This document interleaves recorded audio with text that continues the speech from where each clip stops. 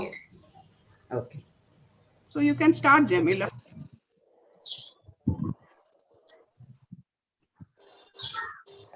Good evening, everyone. It is with pleasure that I welcome you all again to this cultural and literary forum. This is our eighth talk in the series, and today we have with us a senior journalist and an educator from Kolkata to speak to us on city, refugees, and theatre, and the cultural changes in post-partition Kolkata. Uh, my introduction to her, I must say, was very strange in the way that I got to her, because I was thinking about what we should have in our next talk when suddenly one of my colleagues came up with the suggestion that Sujendra Ghatak, who was a senior journalist and who was working in Calcutta, should be the best person to talk about the cultural shifts and changes that are happening in big cities. We all know that Calcutta has always been, or Bengal has always been, a place that we have heard of in uh, the news. It's always in the news, either as refugees coming to Bengal or immigrants going out of Bengal, the fourth largest state from where the most number of immigrants go out to the rest of the country. And we have a large number of immigrants in Kerala also. So Calcutta seemed to be the crucible of crucial changes that are happening in the fabric of the Indian socio-political structure. So it is in this context that I thought it would be a good idea to have Sujendra Ghatak with us today to talk to us about refugees and the theatre and the changes that have come post-partition. We in Kerala and most of us in the southern states have never experienced the agony and the trauma of the partition. We have always been at a safe distance. We know that we know that what happened in Calcutta at the time of the partition, it was not the first time that Bengal was being divided, because Bengal was divided way back in 1905. And then in 1911, it came back together again. And then in 1947, it got divided again. So it has a long history of torture, of trauma, of the agony of being cut into pieces. And it is from this context that we will have Sujendra talking to us about how the cityscape has changed during the many years post-partition, after the partition 1947. So let us keep all this in mind, and particularly when we think about Calcutta, we talk about the old Calcutta and the new Calcutta. The old Calcutta full of poverty, and I had the fortune to, or the misfortune to see some of that, and also the new Calcutta, which is the city phase that we see from an outsider perspective. It's only when we go into an insider perspective we see the harshness of the poverty that really exists in the Calcutta slums. So it's a very strange, and I would say a very different kind of a city from what most of us have experienced. And particularly we from Kerala have not experienced this kind of a trauma of partition. So I'm looking forward to this talk that Sujendra Ghatak is going to give us. And hope she will really take us on a journey into the city and the refugees and the theatre and the Chaurangi Lane and the Shakespeare Sarang, which are all part of Calcutta. Now, to briefly introduce Sujendra Ghatak, she is a senior journalist and she is also an educator. Her interests are in literature, film, and communication. Naturally, being a journalist, she is a writer, she is a traveler, and she likes interacting with people and has written extensively on this, on women, on literature, on education, or culture. So a long list of issues that she has really trained her mind on and focused on and written about it. So I'm sure that all that will come into her presentation as well. More than all this, what I found fascinating about Sujendra Ghatak's CV was that She is a great social worker, and she has, along with her friends, established two schools in the rural areas of Calcutta, and she runs these schools along with them. She has also been able, during the climatic disasters that had come to Bengal, formed a group called the Sabuj Parashala, and and has immensely helped the people during the Yas cyclones. She also runs a telemedicine center for COVID 19 patients. So, that again I thought was uh, very attractive and very appealing for a youngster like Sujendra to have dappled with so many issues in the social world. And today in Kerala, we are also going through the same issue that you have in Bengal, that of dowry killing and dowry deaths. So that is a recurring issue that is troubling our minds today. So I'm sure all this and the social work that you have done would immensely contribute to what you're going to tell us today. And finally, she had one statement there which caught my attention, was that she ended her CV with the words that an open dialogue can make the world a better place. So this is a forum for an open talk, and let us bring peace to our minds and to our country. So a very warm welcome to you, Sujendra Ghatak, and we are looking forward to hearing your talk. A very warm welcome to the organizers. We have Usha Nair is here, who is a zonal organizer, Bhuneshwari, Usha Rajagopal, and we also have with us the former Vice President, Shika Mitra, with us today, who will tell us something about the All India Women's Association.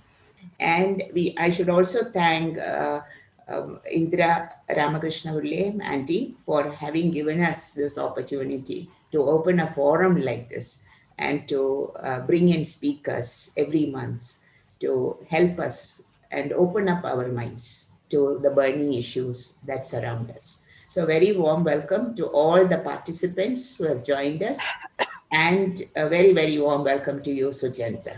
Now over to you, Shika Mitra, to tell us something about the All India Women's Conference. Thank you very much. I really personally express my gratitude to Shaji for giving me this opportunity to say something, a few words about our organization, with which I am attached for the last 48 years and doing the grassroots work. I'm trying my best to do something for the people of Bengal, especially. It was in the year 1926.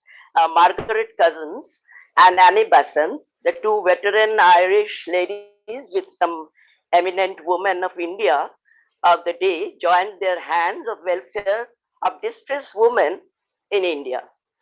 Actually, All India Women Conference then was formed in 1927 and registered in 1930 under the Society's Registration Act 21 of 1950. It is an organization dedicated to the upliftment of the women and children. The idea was conceived by some enthusiastic women who believe that all lives are precious, and they also believe that everyone should get equal opportunity and facilities to have a healthy and productive life. All through these 94 years, activities of AIWC have widened to all corners of India. Newer and more varied fields of works have been taken up. A volume of members have increased who carry on their work zealously with selfish dedication. It is recognized as a premier organization working for women's development and empowerment in India. Actually, at present, there are about 500 branches and more than 1 lakh voluntary women, both in urban and in rural, who are working efficiently under the umbrella of AIWC. And our present president, treasurer, and secretary, they are all dynamic office bearers. They are also helping us during this COVID situation also, how the branches can work at their utmost target they can fulfill. For the convenience of working, work, our association has been divided into 9 zones. Our main branches work with minimum 3 to maximum 7 to 8 constituent branches. At present, there are 6 main branches and 43 to 44 constituent branches in Kolkata who are working for since 1927. And each branch and constituent branch has been doing various social works. These main branches and constituent branches carry out their activities by raising funds in many ways. Actually, as I am from Kolkata, and today the guest speaker is also from Kolkata, I am only focusing on Kolkata branches. Don't mind, but other branches in India, all over India, is also working very nicely. But I am not describing all the branches work and all these things. Only I am focusing on the Calcutta. And we all know that Calcutta is culturally very, very rich. And some of branches also do various cultural programs annually for raising funds. As we all know that doing all this social work, we need fund. That is the basic thing of running this organization. For example, they make program by staging drama themselves or hiring professional drama groups also. They also organize any other cultural program or organizing exhibition, which also not only help the local women entrepreneurs to get a platform and sell their products and handicraft. Also, a fellowship begins from this platform. In addition, the AIWC head office gives grants for various programs and projects. Due to the current COVID-19 situation, all the branches are in a dire financial stares, and really we are facing a great problem. We who are associated with these organizations are really very proud to be a part of it. Usha Nair, who worked efficiently in different important positions of AIWC, currently is holding the post of zonal organizer of AIWC South Zone A. She is a dedicated and sincere worker of AIWC. Over the last 1.5 years, during the COVID, she organized webinars on social issues and other, also organized cultural program, which was participated by AIWC members from branches all over India. And it was a fantastic program. We are all enriched by the discussion held in these webinars. I really personally express my gratitude to Shadi for all this. And the topic of today's webinar is also very interesting. Just now I heard, and really Calcutta people are not only enthusiastic about this politics, and not only politics, they are also enthusiastic in every sphere of it. It has some similarity with the Kerala. I know because the climate, the geographical, the ambience also, the greenery of Kerala is little bit similar with Bengal. So when I went to Kerala, I was feeling very homely. And Kerala people are also very, what I will say, very cordial. And I got it when I visited Kerala during one annual conference. I hope we will all enjoy the webinar. And I thank Dr. Sucheta Ghotto, who is the guest speaker today. Madam, we are very eager to hear from you. Thank to all the participants who are here today. Thank you very much again to everyone. Thank you, Shikha. Thank you. Welcome. Thank you, Shika, Mitra. What you said about Kerala people is very much true of people of Bengal as well. I have never found more warmer welcome than in Bengal, in any other part. Thank you. I would also like to welcome Kumi Vivena, who has joined us for this meet. She will be our next speaker. She is a professor and head of the Department of English at Mumbai University. After her retirement, she has launched a program called for children, which is called the Global Tips. And she's here with us today. Kumi, would you like to say something? I'm delighted to be here, Jamila. I mean, it seems a very, very interesting forum, and I'd be happy to do my best and share whatever I can. We could decide on the topic later, but I'd love to speak to this group of ladies. Thank you very much. Thank you, Bhumi, for joining us. Thank you, Usha. Usha, would you like to say something, or we'll go on to the No, main you can speaker of the proceed. day? Yeah, you can Okay. proceed. Yeah. So over to you, Sujendra, and we are looking forward to what you have to tell us. Thank you so much. Thank you for inviting me here in such a historical platform and for the very, very warm introduction. I hope I'll be able to do justice to it. Okay, and so as you've already discussed, I actually have a slide to share, and I'll just try doing that first. I'll share my screen with everyone, and I will stop my video for the time being because it's heavily. It has started again heavily raining here, so it might get a bit hazy and disturbed. So I'll just first start my slide and then I'll move on to it.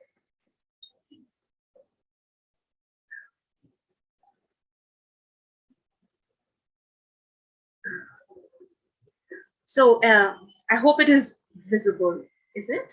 Oh, it's not visible, Sujendra. It's not. Oh. Share the. Uh, Have you put on the slideshow? yes, I have, but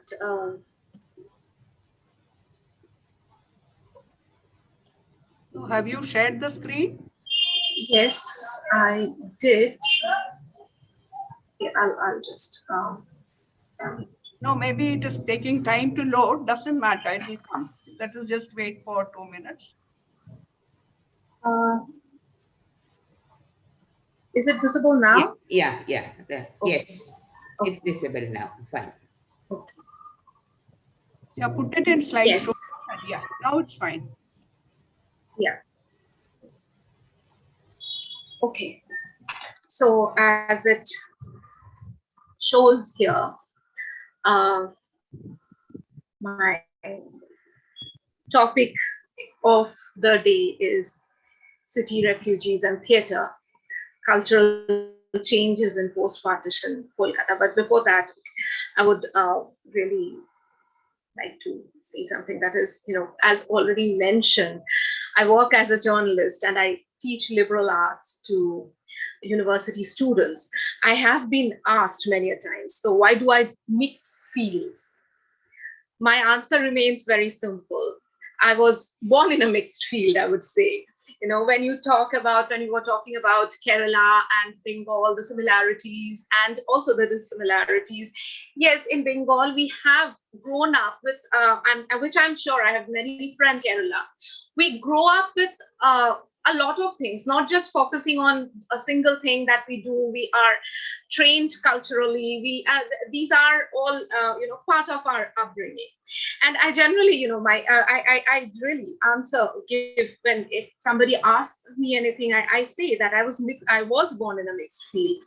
I've grown up watching theater that told the stories of the time. As a journalist, my work is no different, just that the medium is actually. I tell the stories of human life. Excuse me, Sujendra, will you put on your Yes. video so that we can see you when you're talking? Oh, sorry.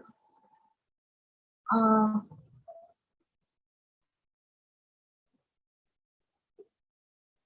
yeah, sorry. So yes, as I was saying, so um, uh, I also tell stories of human life. That is what we are trained to do as journalists. But where did we get to learn these from? Um, we learn about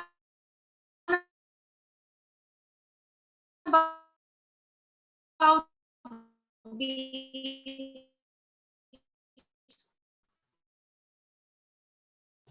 while We can't hear you, Sujendra. we are I think if the observing people, network is bad, let her also switch off the video. If the network is bad, while we If the network is bad, you switch off the video and talk.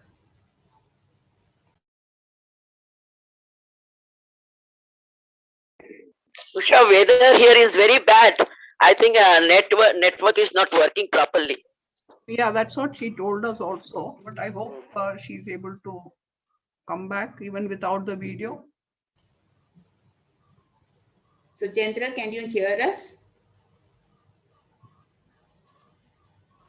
Sujendra, can you hear us? Yeah, she's very much there, but She can't hear us as well, I think. no, now I think her audio has gone off. Yeah. Video is Sujendra, on. we can't hear you. So You're probably the muted. best thing She's would be to stop your video and just put on your mic and talk. Yeah, she is muted. Please unmute yourself.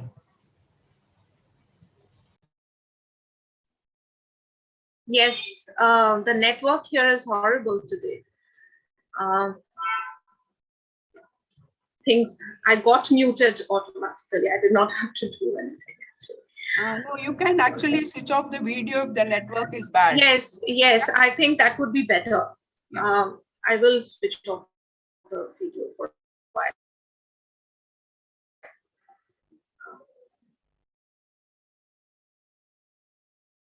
Yeah.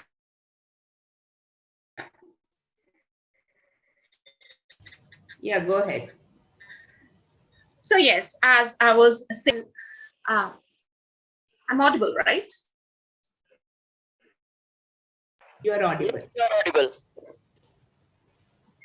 Yeah, yeah. So these things in trains a journalist that again borders can give birth to interesting things as well, interesting stories as well. I say now I have the privilege of calling these things interesting, but human trauma is not not just interesting, I would say. So before coming to journalism, I really started experiencing Kolkata theatre while growing up. And Kolkata theatre has taught not only me, but many, the ways of negotiating with difficulties that border create. Today, actually, I will share my experience on border through some of the stories related to the development of Kolkata theatre.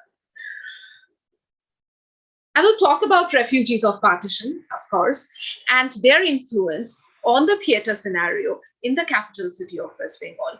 Kolkata has been the dream city for many, I would say, especially in the east of the subcontinent.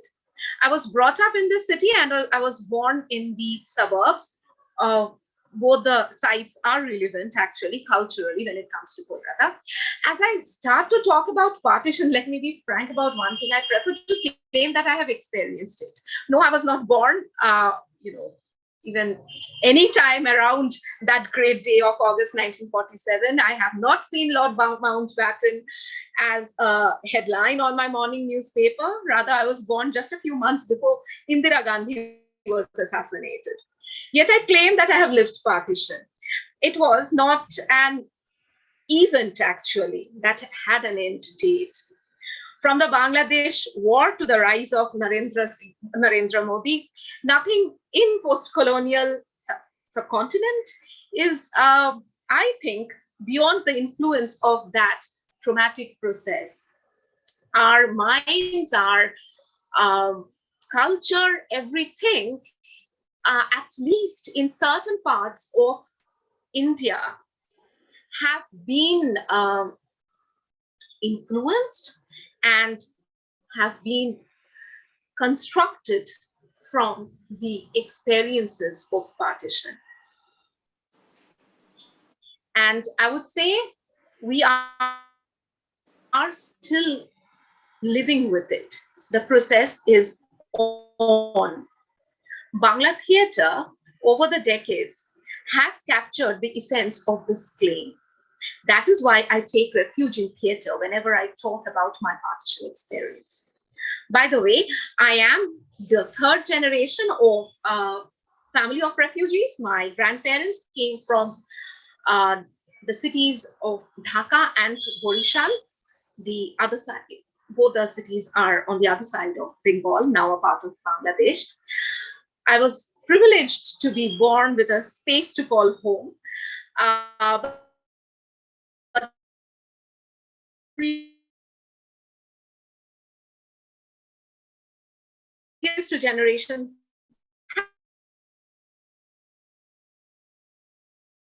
had their share of hurdles. Well, politics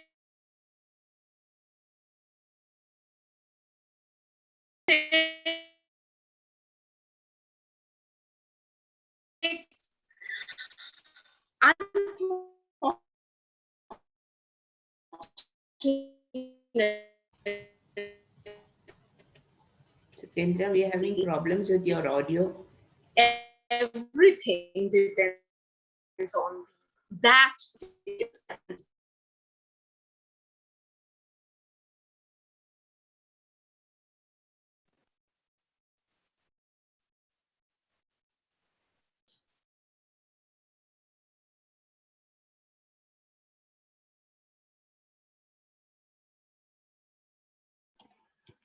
I think she got disconnected. We'll Really, yeah, she's back. He's back. Sorry, the network is disturbing horribly today. Yes, I'm really sorry. I don't know how to handle it. I tried. We could try one thing, Suchandra. You stop Network, but Suchandra, can you speak without the PowerPoint? Because that takes up a lot of. If you can speak. Yes, I can, but it won't. Okay, still, I'll try with the PowerPoint. Okay. Actually, it might won't make sense much. Actually, okay. In fact, I'll go to the next slide. So here you can see a photo. Whenever we talk about partition, such photos are discussed the most. The people who had to leave their homes because of the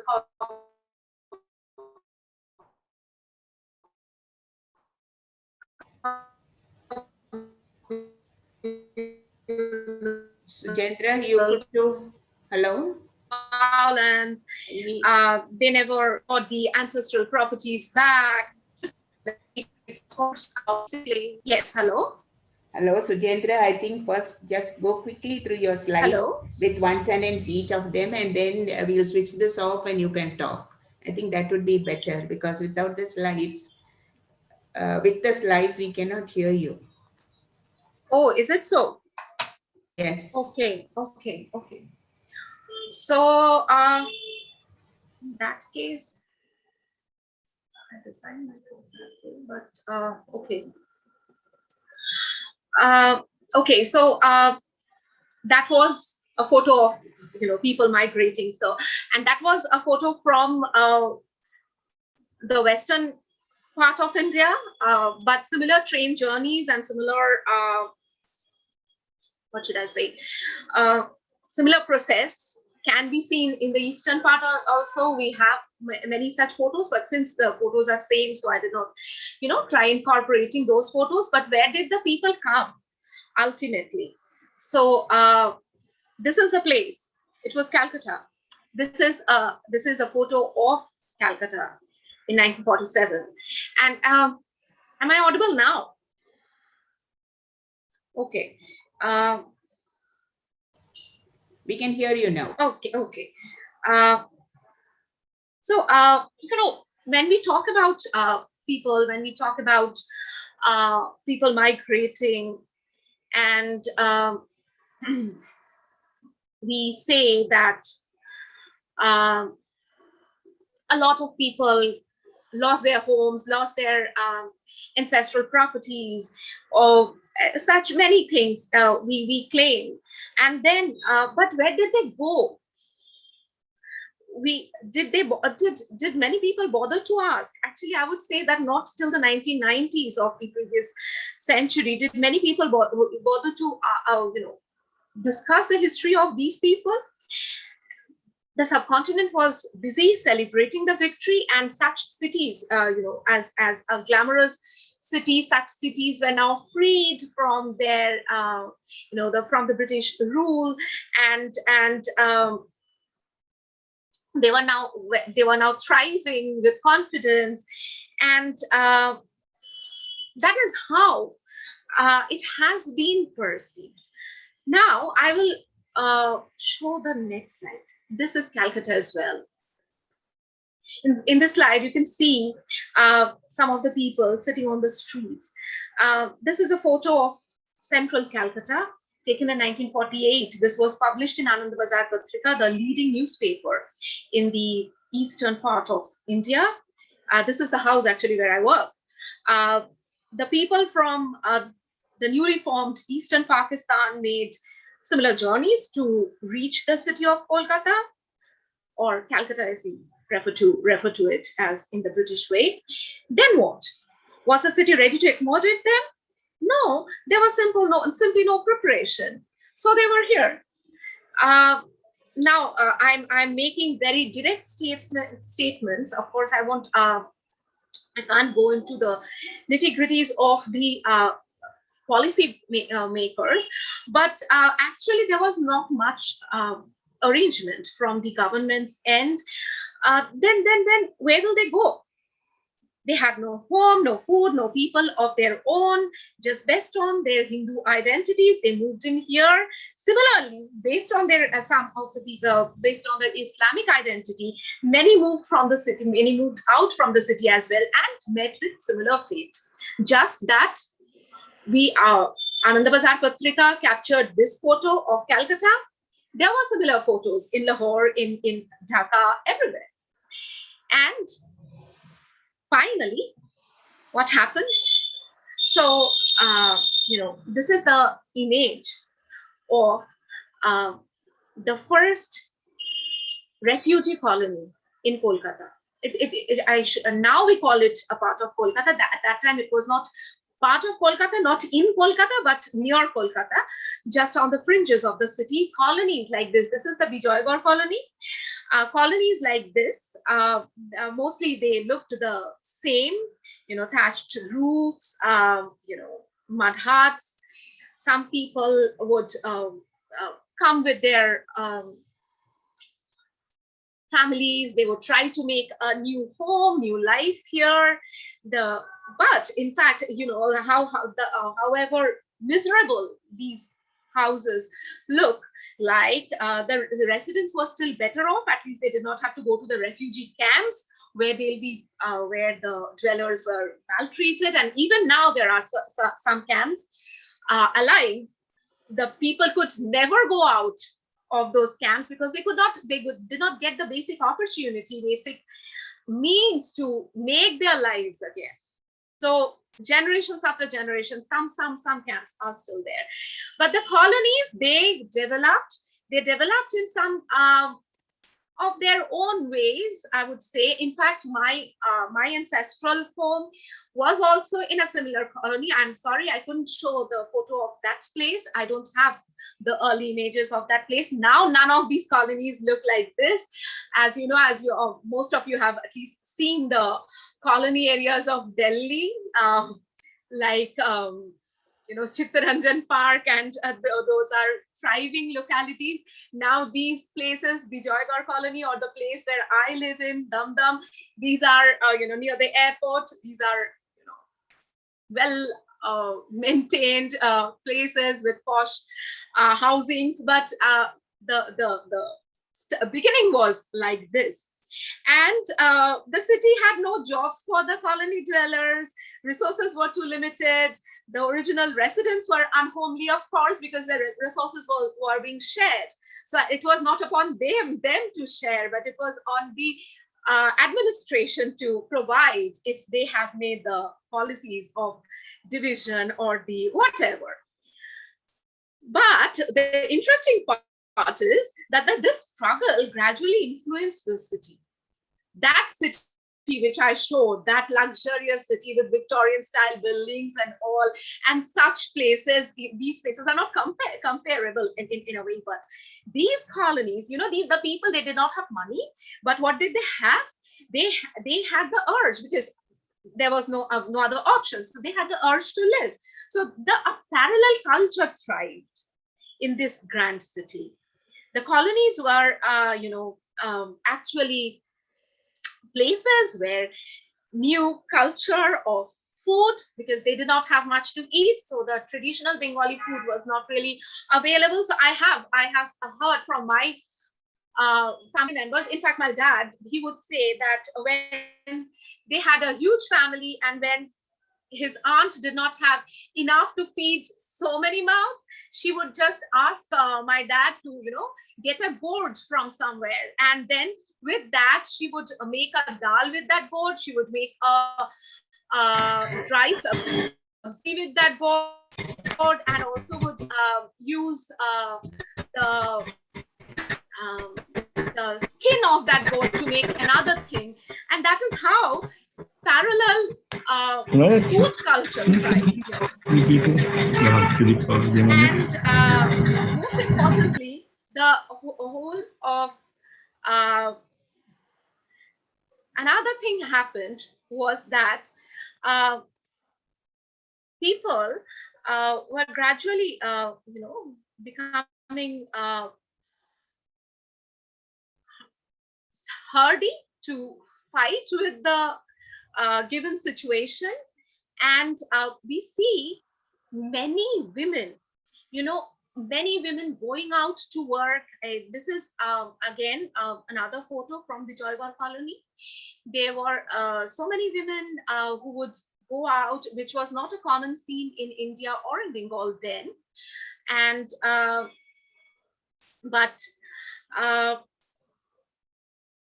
later we learned that these places were the sites from where most of the working women of Calcutta came. And such changes have been documented in the films of Ritik Ghatak, Satyajit Ray, Mrinal Sen. They are all the celebrated directors, and they have documented it. But now, why did the newly formed country and the government not arrange for the Great Divide? What was happening in the rest of the subcontinent? Did the media not report on such a massacre? In a word, the answer was no, actually. You can see the front page of the Hindustan Times of, this is the day when India was declared independent. And to be precise, the government couldn't, I think, not I think, but most of the historians have laid it this way, that they could not imagine the magnanimity of these situations, especially in the East, because while some arrangement for swapping jobs and properties were made in the West, nothing was done in the East for the immigrants. So while violence was major, but prolonged economic crisis made the partition in the East distinct from the West, actually.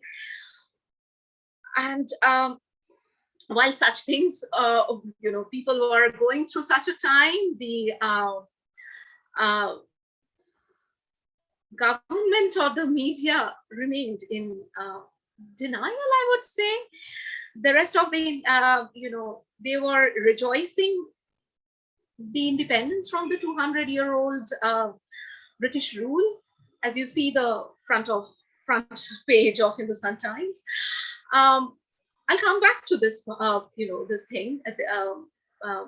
But why did these people have such lives? Was it because of just denial, or was it considered by, was partition considered to be a price that the nation had to pay for the major gain, major victory? That is still a question, which maybe I think I am the third generation. I can't really understand. We can complain, but we can't go back to the minds of the people. What were they thinking then? I would write. I really try to be empathetic on this regard. This is again another this is my 8th slide, and again another newspaper, the Times of India, another leading newspaper. And similarly, here we see the festive mood. You see that the birth of India's freedom, such celebratory lines are being there. And there is no mention of the violence that the country was going through.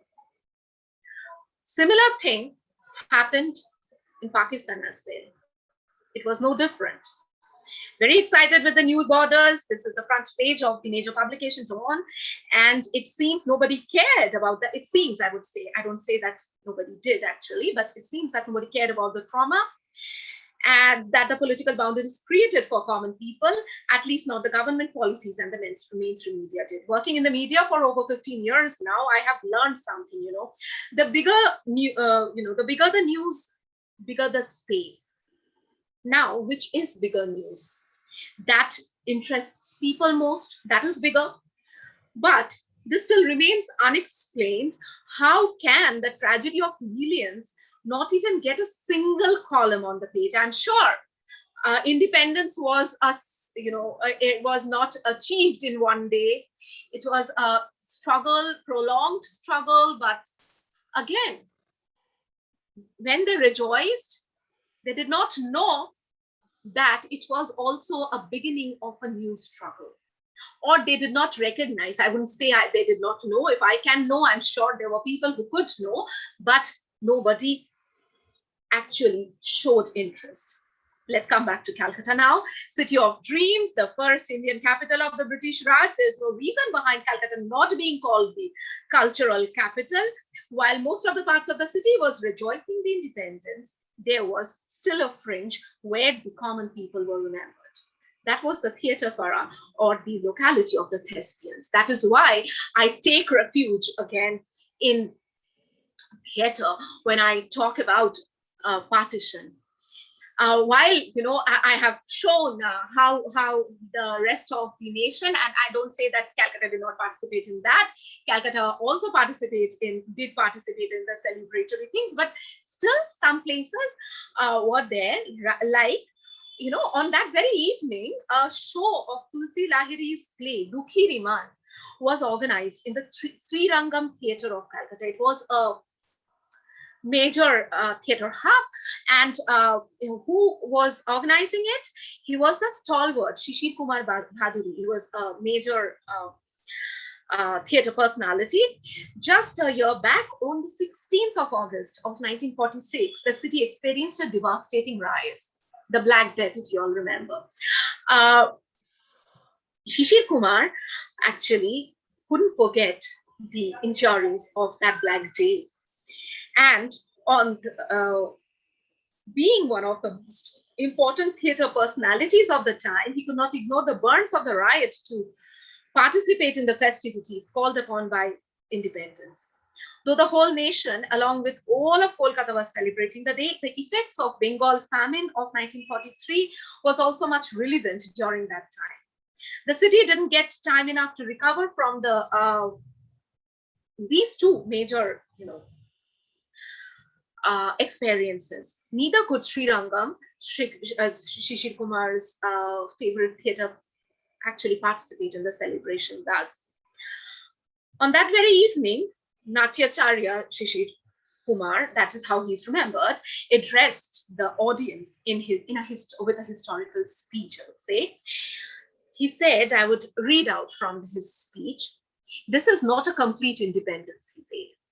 "The arms are still in the hands of Mountbatten This power was not gained through non-violence movement. When the British realized that the Indians are desperately trying to recapture power in every probable way, then they stepped backward. In this regard, he also mentioned that the Bengal stage has always taken a lead in support of India's fight for freedom. That is why the censorship on Bengali theatre is this strong. So he demanded freedom of Bengali theatre from all sort of censorship issues. Let the police no more shoulder the responsibility to judge the quality of theatre, claimed Bhaduri. In a 1952 article published in the monthly journal Night Theatre, edited by Arun Rai and Sajal Roy Chaudhary, this instance of that evening in 1947 has been recorded. The article later mentioned that though the audience was not really appreciative towards this speech, after all, it was the day of the independence, but there was no resistance from them either. The record of the evening alone shows what role the Bengali urban stage will take up in the days to come. In all the years to come, Shishir Kumar maintained this stand of his. Every 15th of August, he would use his stage to send the message, this freedom is not a complete one, the independence is fake, as it did not recognize the struggle of the common people. In the last few decades, Bengali theatre had given its best to send the claim for independence as the ultimate message to its audience. And what is the claim? To turn the spotlight toward common people. It's not that Bengal did not have a history of commercial theatre. Like many other parts of India, Bengal too had it. But it has successfully done this, the urban stage after 1947 gradually changed its approach, I would say. And of course, life didn't become easy for most, even after independence came to the nation. So such things were highlighted in by the Bengali theatre community. They denied the colorful, dreamy portrayal of independent India. Kolkata stage rather started analyzing the importance of economic independence to political independence. As long as democratic rights are not available to everyone, independence can be of no help to the people of this class-based society. This is what many theatre groups, many productions claimed.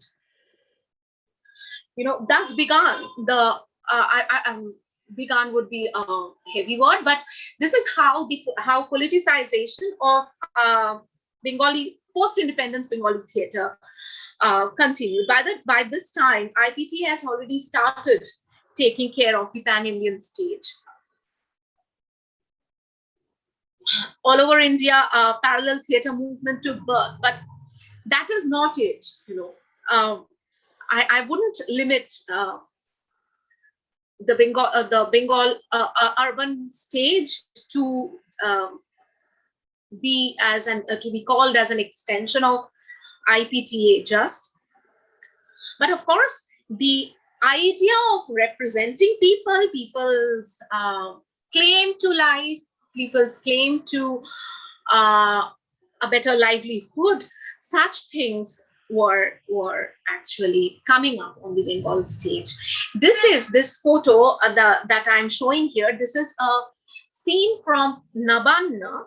Nabanna was a 1943 production that was not based on partition experience.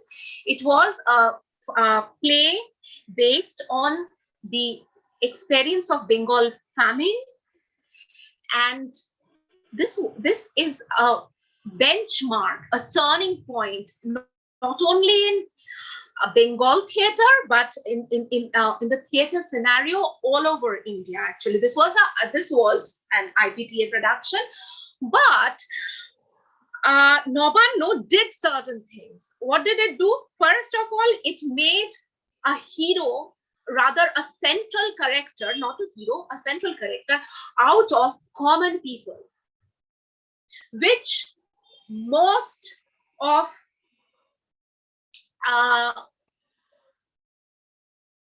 the theater productions in Bengal avoided showing, I would say. Not that they did not want to, there had been initiatives, earlier initiatives, but this is something, this Nabanno did turn the focus, turn the spotlight on common people. It also, the crisis, it highlighted on the crisis of survival, such things. There had been, earlier efforts like Sachin Sengupta, they were commercial theater makers. They had done this, but not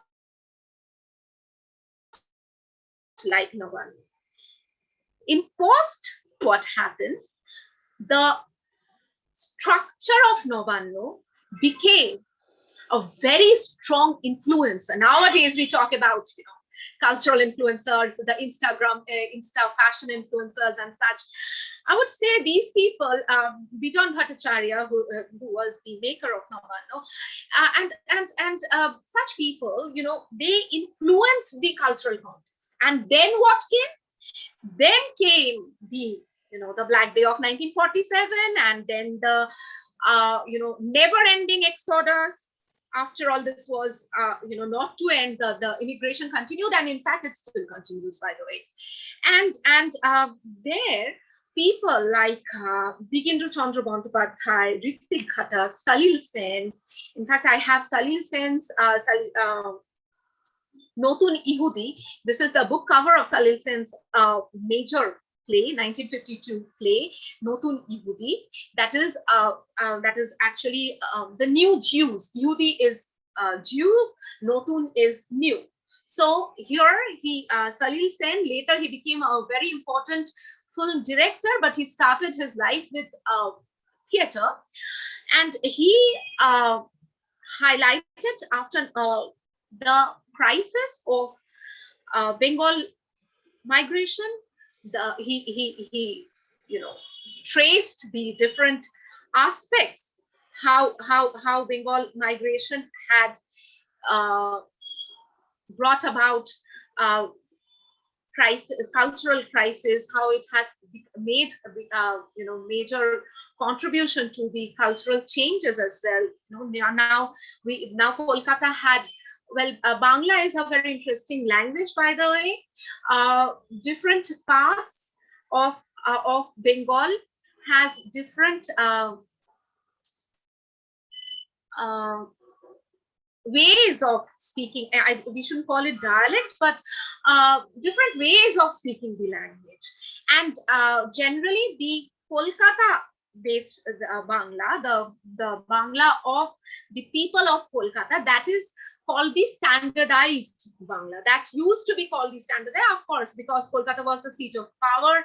It was the seat of culture. Now people migrated from Dhaka, Barishal, Faridpur, different parts of East Bengal, and they brought with them their own words, their own terms, their own way of speaking, and everything mixed with the in this cultural space, and everything was represented on the theater, on the stage. So these people that I mentioned, that Digindra Chandra Bandyopadhyay, Salil Sen, Ritik Ghatak, they used the different words, different dialects from the people of East Bengal. So this is how the cultural mixing started. And I think I'm running out of time. Actually, what happened was, later Bangla theater is still a very important place for raising cultural voices, raising political opinions. It still is.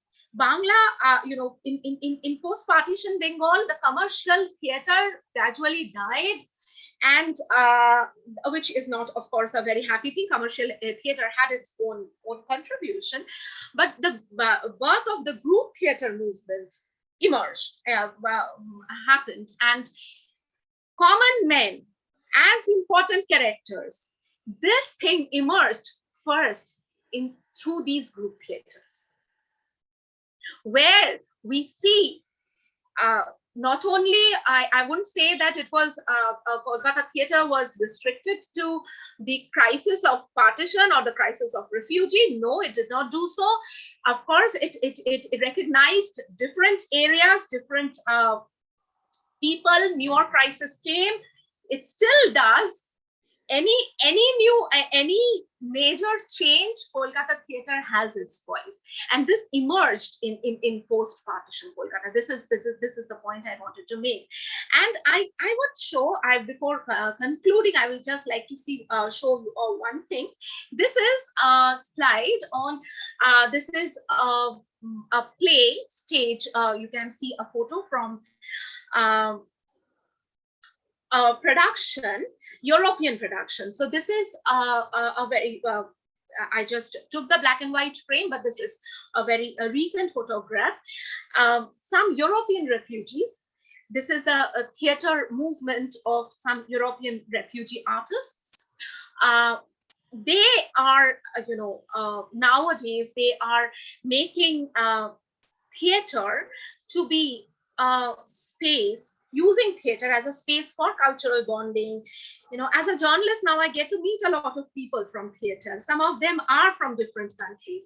I have got the privilege to work and interact with participants of the refugee movements in Europe, and their theater has become very important now in the as Europe has been facing refugee crisis. It has become a very important part of community building nowadays. They sing, they dance, and they create together to make home in an unhomely place. Such projects make me rethink and reconstruct my ideas of the theater scenario in Kolkata. I would say actually the refugee art movement had started long back in our post-partition subcontinent. I don't say I am just talking about the Kolkata scenario. I am aware there were theater movements in many parts of the subcontinent, and not only in India, but also in Pakistan and later in Bangladesh after the formation of Bangladesh. The European movement can be, I think personally, that it can be considered to be an extension of the same. Of course, now we are getting to, in the age of social media, in the age of, aggressive and very prominent journalism, we get to see these things. Maybe when actually our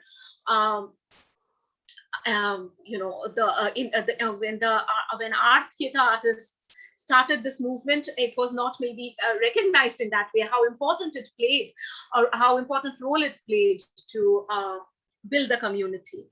And I think another way of telling stories of personal experience, individual experience that the journalists could have done, should have done, but could not. I don't know why. Of course, there were challenges, there were limitations. Theater filled that space. Theater actually created a space where journalism could not maybe reach during that time. I will stop here and stop sharing my screen too, and let's see if my video does not disturb. So yes, this is it. I think I have taken more time than I was supposed to. Thank you. Sorry. That was a very informative talk on what has happened in Calcutta during the partition and the post-partition. Now the floor is open for discussion, and anyone who would like to ask questions or add to what she has said, please unmute and join us. Suchandra, I'm Shika here. Yes, ma'am. Can I say something? Yes, please. Actually, I am also in some groups, and I am very much interested in doing theatre. And drama, I also sometimes in my own branch, I also give direction also and participate also in the drama. And I, from the very beginning of my childhood, I am very much interested, and I used to go to the theatre para, that is, uh, our area, Ravindra Southern area. Yes, And ma'am.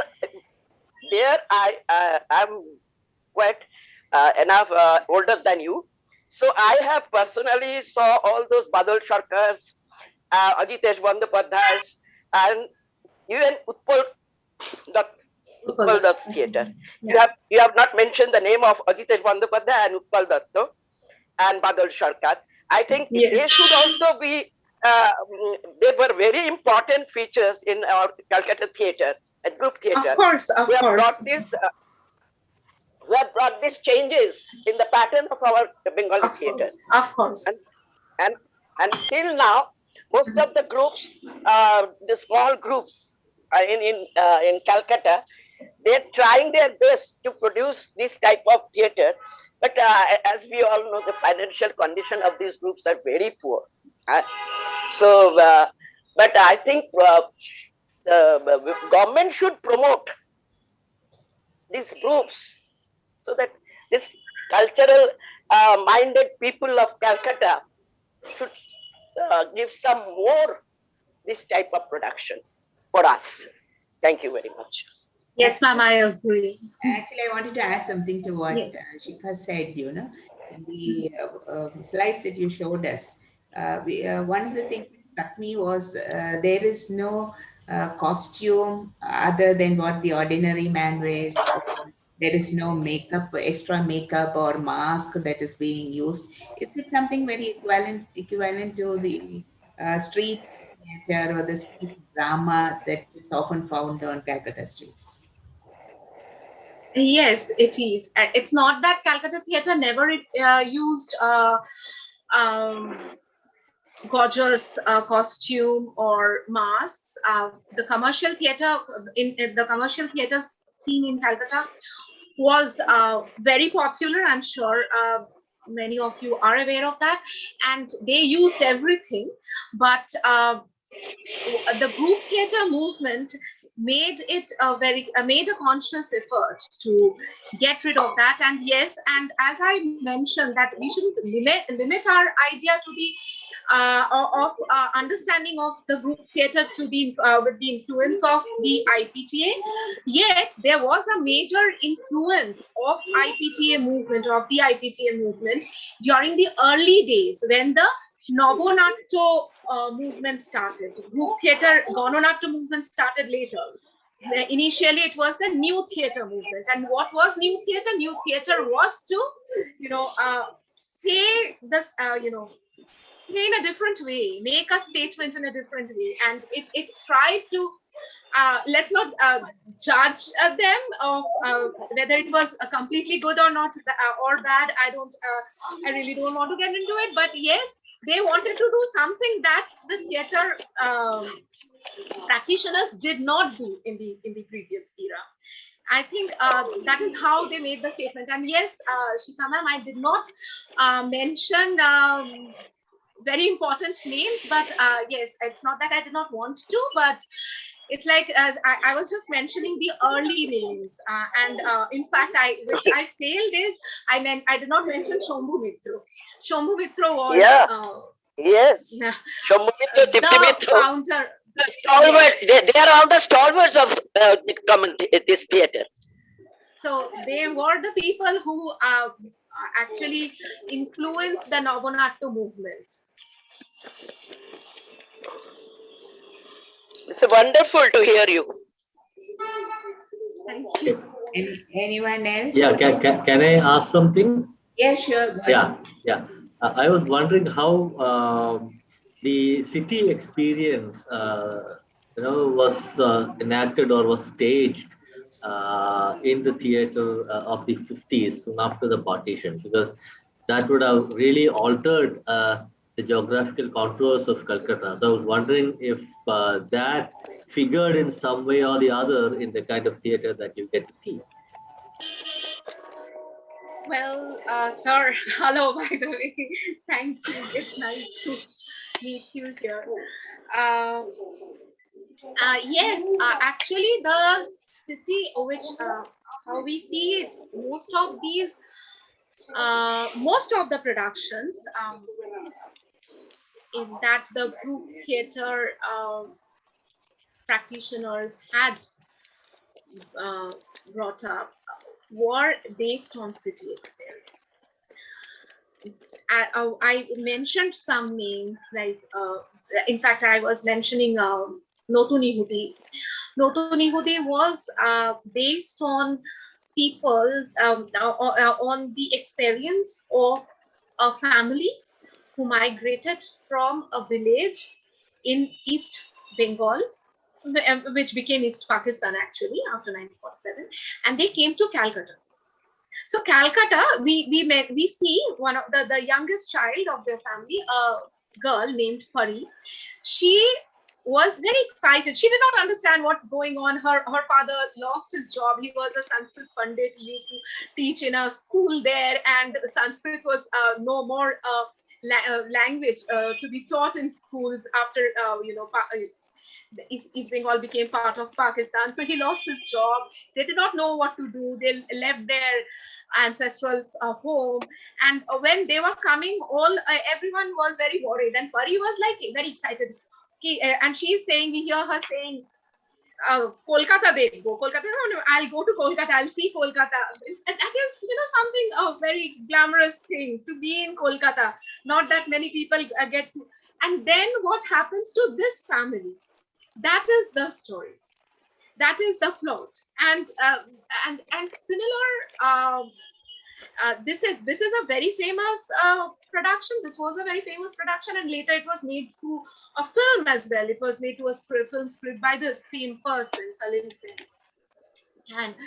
But many such productions on refugee experiences in the city were made during mainly during the 50s.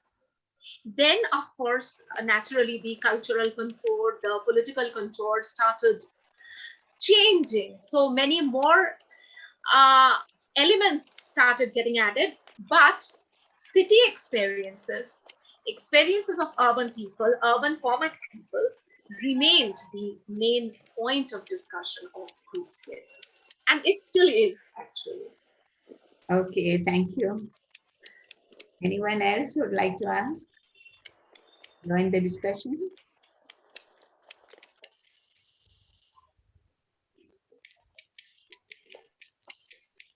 I was wondering, because you said you write a lot on women, and you showed some streets also of women going out to work. Can you comment on the women's liberation or women's movement that has made women prominent in Bengal? Sorry, ma'am, I could not follow you.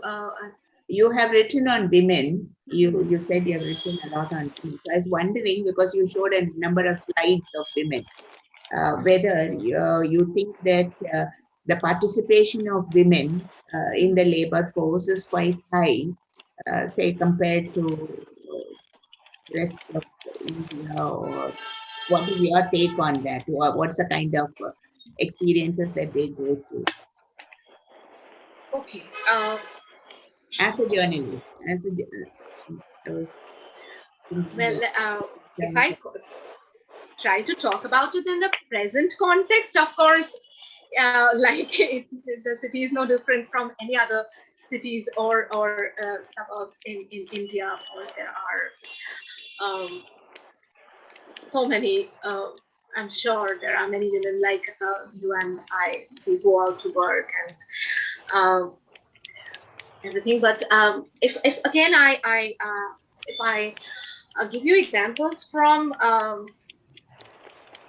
Bangla. I'm just asking about your own personal experience of life of women in Calcutta. Oh, I see. Okay. I think it's a mixed thing. When we were growing up, Calcutta was more open towards women, and when many parts of India was not actually that open to, working women and women making their own lives. But Calcutta was, especially in the city, had many working women. Of course, they had their share of hurdles. Not that I would say that the working women did not come home and faced all the difficulties that any other woman would, but but yet they could go out. Now, when women going out to work is not very different thing or anything. When we grow up, we know that we will have to work. It's not an option that whether you would like to work or not, that thing is gone from our discourses, right? But it's said, history is like a circle in the cyclic spherical time idea of time brings back certain things. I think we are not really at this point, women in Calcutta, we are not doing something, bringing some major change or anything.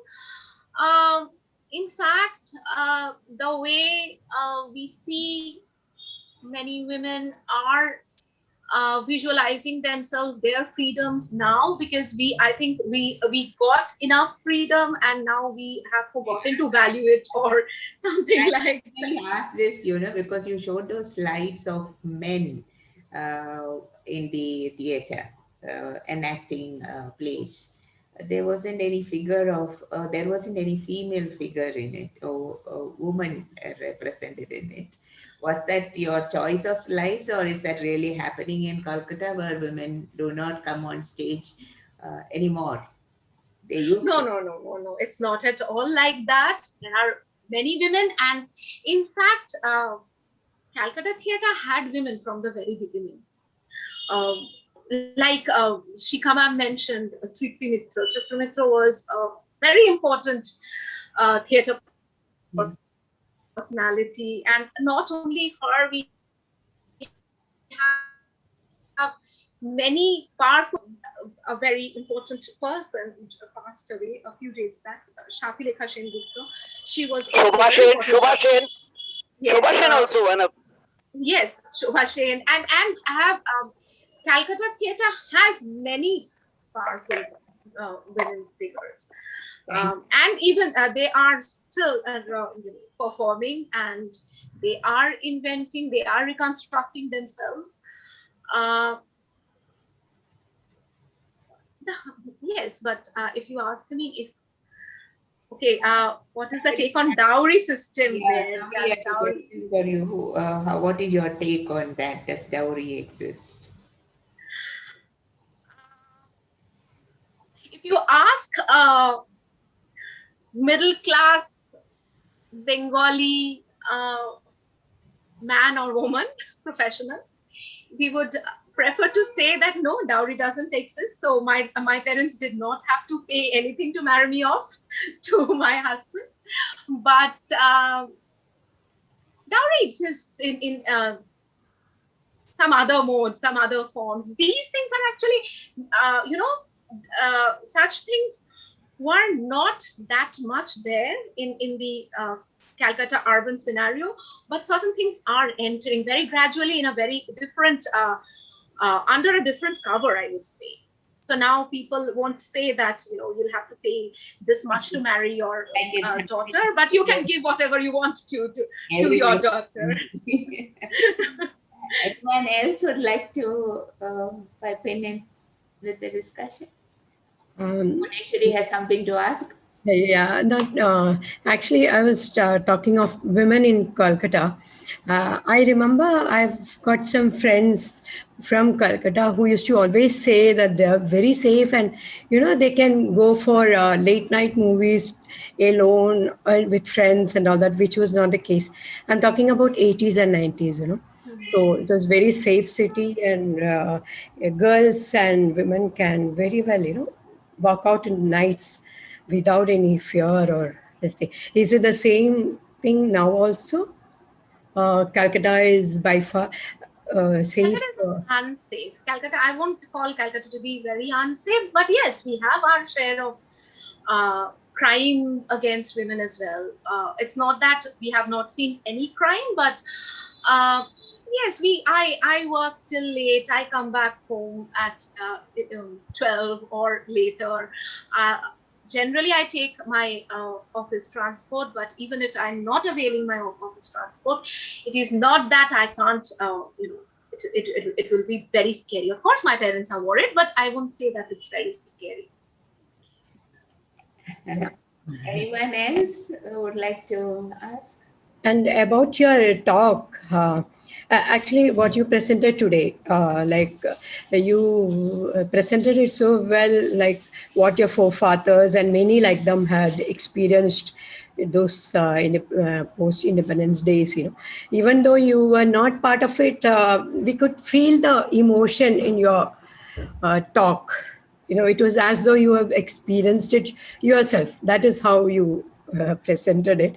And Thank you. we here in South, of course, I grew up outside South, but here in the South, though they were participating in the independence struggle and all that, this sort of exodus or the partition was, they were lucky not to experience. So Not to. it was good that South Zone organized this, and so we get a glimpse of what has actually gone. Those people have gone through at that time. That was one thing, and of course the theater, Kolkata theater. Even today, it is one of the best, and they are doing very meaningful work. So the part they had played the post-independence day to bring people to reality, wake them up. That was also very meaningful. And thank you for bringing us all together. And thank you, Suchandra, for enlightening us on all these things. Jamila ji, thank you. Thank you, Bhuneshwari. Thank you so much for having me. It was a wonderful experience for me and an honor, of course, to So thank you very much, Suchandra Ghatak. I now take the opportunity to formally thank you for being with us in this session. And to all others who have joined us here, a special thanks to Usha and Mrs. Indra Ramakrishna Pillai, Andy, who help us in doing this every month. Thank you once again, everyone who have joined us. Thank you very much. And it's a wonderful talk that you gave us. Thank you, Sujata. So can we now close the session, Bhuneshwari? Usha? Yeah, I think we can close the session. Thank you, Suchandra. And we hope that you will join our future sessions. Yes, I would love to. We're having many interesting sessions in the days to come. And you are always welcome. And please do try and become a part of AIWC in Calcutta. You can always contact Shikha and she'll guide you. Okay. Thank you. Okay. Sure.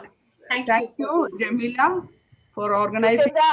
সুচেন্দ্রা, আমি তোমার সঙ্গে যোগাযোগ করবো, তোমার phone নাম্বারটা একটু যদি বলে দাও, তাহলে আমি একটু লিখে নিতে পারি। এখন বলবো? হ্যাঁ, এখন বলে দাও।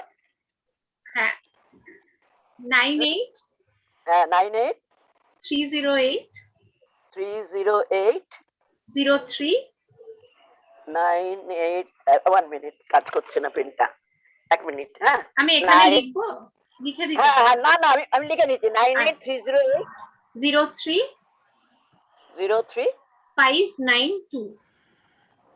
আমি একবার রিপিট করছি, 98 308 03 592। হ্যাঁ, I will contact you, okay? Because I am interested. Thank you, Shikha, for All the these things. Bengali. Thank you very much. Thank you, Usha. Thank you, Shikha, for attending this webinar. And I thank all the participants who have joined us from across the country. I can see that many people have joined from other places and many people who are not part of AIWC, but I hope that you will take the opportunity to become a part of AIWC and a part of this webinar series. Thank you. And we'll end the session now and hope to see you all again in the next session next month, first Thursday. Yes. Thank you. Thank you, Thank you. everyone. A special thanks to Dr. Hariharan for making it possible for us to get Suchendra Ghatak. So thank you, Hari, and thank you, Suchendra. Thank you Thank you very very much. much. Thank you Thank very you much. very much, Jamila and group. Komi? Thank you very much. It was a very enjoyable session. I was just absorbing everything. Very interesting. Thank you. Yeah, thank you, Komi, and we are looking forward to your presentation next month. Right. So am I. So am I. Okay, thank you so much. So thank you. I'm ending the meeting.